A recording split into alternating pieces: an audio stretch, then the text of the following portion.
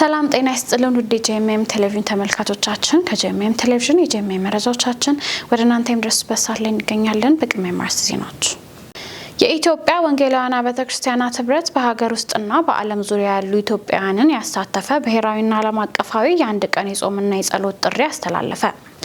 በእምነት ተቋም ላይ ውድመትና ዝርፊያ የፈጸሙ 21 ተጠርጣሪዎች በቁጥጥር ስር ዋሉ።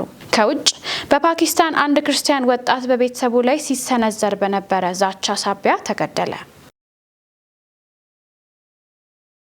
ከመረጃዎቹ ጋር ነው ሱስና ያሰብራችሁ ቆጥ አድርጋለሁኝ። አብራችሁ ነው።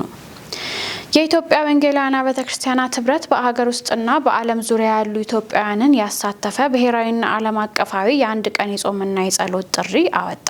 ህብረቱ ባወጣው መግለጫ በተለይ በደቡብ አፍሪካ በሚኖሩ ወገኖች ላይ የሚደርሱ የስደተኛ ጠል ወይም ዜኖፎቢክ ጥቃቶች፣ በመካከለኛው ምስራቅና በተለያዩ የዓለም አካባቢዎች የሚፈጸሙ ግፎች እንዲሁም በሀገር ውስጥ የሚከሰቱ ጥቃቶችና ግድያዎች ከፍተኛ ልብ ስብራት እንዳስከተሉ ገልጿል።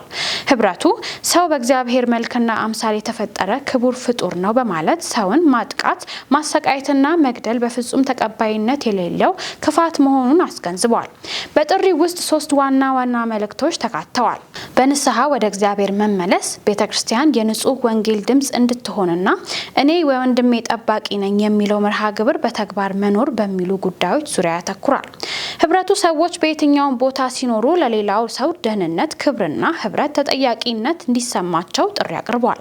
በዚያም በታወጀው የጾምና የጸሎት ቀን የቤተክርስቲያን መሪዎች፣ አገልጋዮችና ምዕመናን በጸሎት በምልጃና በንስሐ እንዲተባበሩ ጥሪ ቀርቧል። ህብረቱ እግዚአብሔር ኢትዮጵያንና ህዝቦቿን ከሁከት፣ ከጥላቻ፣ ከመከራ እንዲጠብቅ የወንጌል አማኞች በአንድነት በጸሎት እንዲቀርቡ ጠይቋል። መረጃውን ከህብረቱ ሚዲያ ያገኘ ነው። በእምነት ተቋማት ላይ ውድመትና ዝርፊያ የፈጸሙ 21 ተጠርጣሪዎች በቁጥጥር ስር ዋሉ። የአዲስ አበባ ፖሊስ እንደገለጸው በለሚ ኩራ ክፍለ ከተማ ወረዳ 3 አያት 49 አካባቢ በሚገኘው የመንግስተ ሰማይ እንደራሴዎች ዓለም አቀፍ ቤተክርስቲያን ላይ ውድመትና ዝርፊያ የፈጸሙ 21 ተጠርጣሪዎች በቁጥጥር ስር ውለዋል። ፖሊስ እንዳስታወቀው ተጠርጣሪዎቹ በቡድን በመደራጀት የቤተክርስቲያኑን ግቢ በኃይል ገብተው በግምት 10 ሚሊዮን 132 ሺህ ብር የሚገመት ንብረት አውድመውና ዘርፈዋል ተብለው ተጠርጥረዋል። የለሚ ኩራ ፖሊስ አካል ተጠርጣሪዎቹን ከያሉበት በመያዝ ምርመራ እያካሄደ ሲሆን በቀጣይ በወንጀሉ ተሳታፊ የሆኑ ግለሰቦች ላይ ህጋዊ እርምጃ እንደሚወሰድም ገልጿል። ፖሊስ እንዲህ ያሉ ድርጊቶች የሃይማኖት ግጭትን ሊያባብሱ ስለሚችሉ ህግን በማክበርና ሰላምን በመጠበቅ እንዲሰራ ለህብረተሰቡ ጥሪ አቅርቧል። የመረጃው ምንጭ የአዲስ አበባ ፖሊስ ነው። የመሰረተ ክርስቶስ ቤተክርስቲያን ዋናው ቢሮ የአራተኛ ሩብ ዓመት ሪፖርት አቀረበ። የመሰረተ ክርስቶስ ቤተክርስቲያን ዋናው ቢሮ መምሪያዎች የ2018 በጀት ዓመት የአራተኛ ሩብ ዓመት ሪፖርታቸውን የቤተክርስቲያኒቱ ፕሬዝዳንትና ምክትል ፕሬዝዳንት በተገኙበት ሰኔ 15 2018 ዓ.ም አቅርበዋል። ከሪፖርቱ አስቀድሞ በቀጣይ ወራት በሚካሄድ የክልል ጠቅላላ ጉባኤዎች ላይ የሚቀርበው ሁለተኛ ጴጥሮስ ምዕራፍ 1 ከቁጥር 1 እስከ 11ን መሰረት በማድረግ ጤናማ መንፈሳዊ ህይወት በሚል ርዕስ በትምህርት ክፍል የተዘጋጀው ትምህርት በመምህር ሰለሞን ግዛቸው ቀርቧል። በአራተኛ ሩብ ዓመት ሪፖርት ባለፉት 3 ወራት የተገኙ ፍሬዎች በዝርዝር ለጉባኤው በመምሪያ ዳይሬክተሮቹ በኩል የቀረበ ሲሆን ከጉባኤው ለተነሱ ጥያቄዎችና አስተያየቶች ምላሽ ተሰጥቷል። በመጨረሻም ጉባኤው ስለተገኙት ፍሬዎችና እግዚአብሔር ስለሰጠን መከናወን እርሱን በማመስገን ስብሰባውን በጸሎት አጠናቋል። መረጃው የቤተክርስቲያኒቱ ነው። በኢትዮጵያ ሙሉ ወንጌል አማኞች ቤተክርስቲያን የደቡብ ምስራቅ አዲስ አበባና አካባቢው ክልል ሐዋርያ አጥቢያ ዓመታዊ የሚስዮን ሳምንት ተከበረ። ከሰኔ 7 እስከ 14 2018 ዓ.ም በተካሄደው መርሃ ግብር 23 ሚስዮናውያን የተሳተፉ ሲሆን በጸሎት በስልጠናና በመመካከር ጊዜያትን አሳልፈዋል። በምስጋና ፕሮግራሙ የአገልግሎት ሪፖርት ቀርቦ የግሎባል ሚሽን ዳይሬክተር መጋቢ ምህረት ከበደ ወንጌልን በመስበክ በጎ ተጽዕኖ መፍጠር በሚል መልእክት ቃል አጋርተዋል። ለቀጣይ የሚስዮናዊ አገልግሎት ድጋፍ ከ2 ሚሊዮን ብር በላይ ፈንድሬዚንግ ተሰብስቧል። የሐዋርያ ሙሉ ወንጌል አጥቢያ በሚስዮናዊ አገልግሎት ላይ ትኩረት እየሰጠች እንደምትሰራም ተገልጿል። መረጃው የኢትዮጵያ ሙሉ ወንጌል አማኞች ቤተክርስቲያን ነው። የሙሉ ጊዜ አገልጋዮች ህብረት በኢትዮጵያ ሁለተኛ ዓመት የምስረታ በዓል በቤተል ጸሎት ቤት ማክበራቸው ተነግሯል። ታምራት ሞቱ ይዝራለው።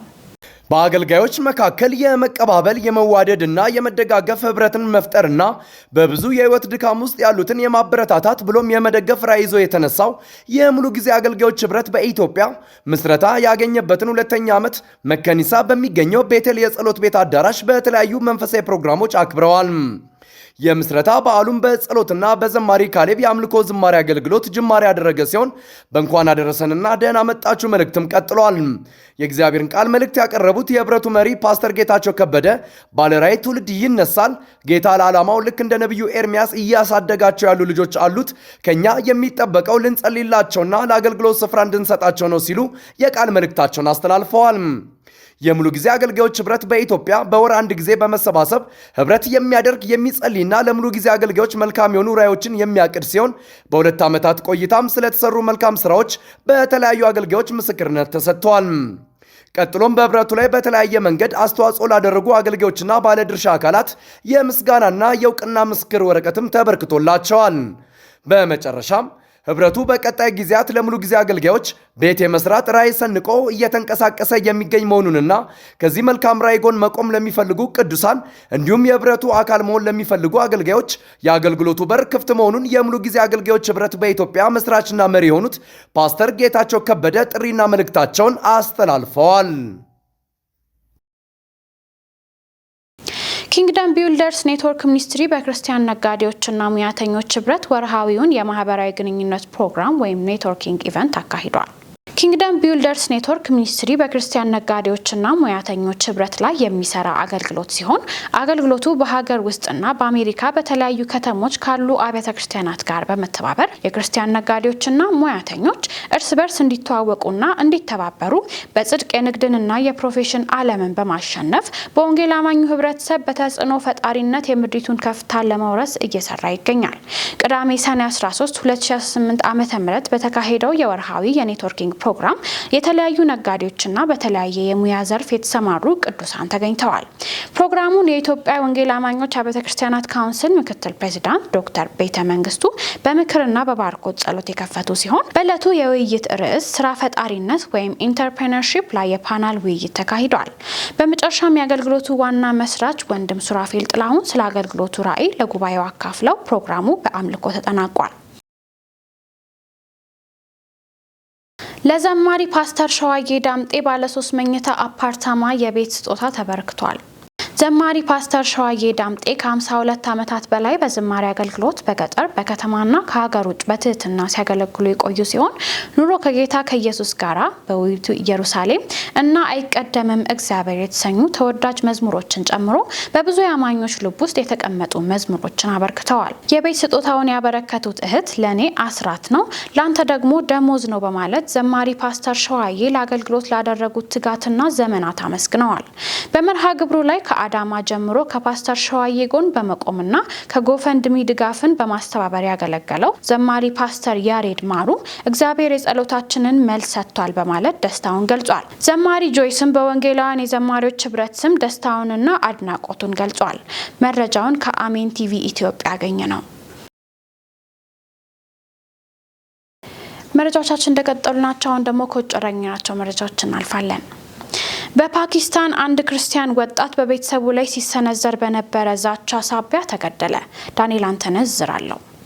በፓኪስታን ሙሪድኬ በተባለች ስፍራ በሙስሊም ወንዶች ቡድን በቤተሰቡ ላይ ሊሰነዘር የነበረው ተደጋጋሚ ጥቃትና ዛቻ ተከትሎ አንድ ክርስቲያን ወጣት በጥይት ተመቶ መገደሉም ታውቋል።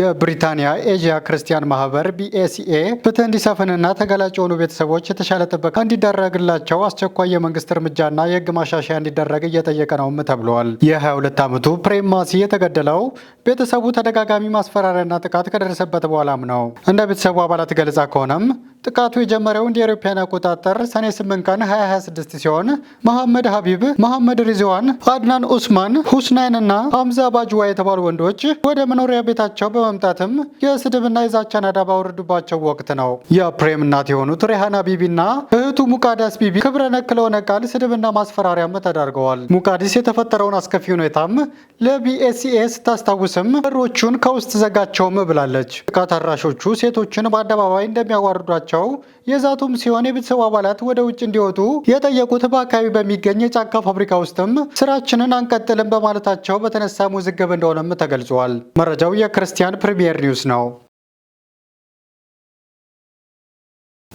ለዕለቱ የያዝናቸውን መረጃዎቻችንን ከማጠቃለላችን በፊት ዜናዎቹን እናስሳችሁ።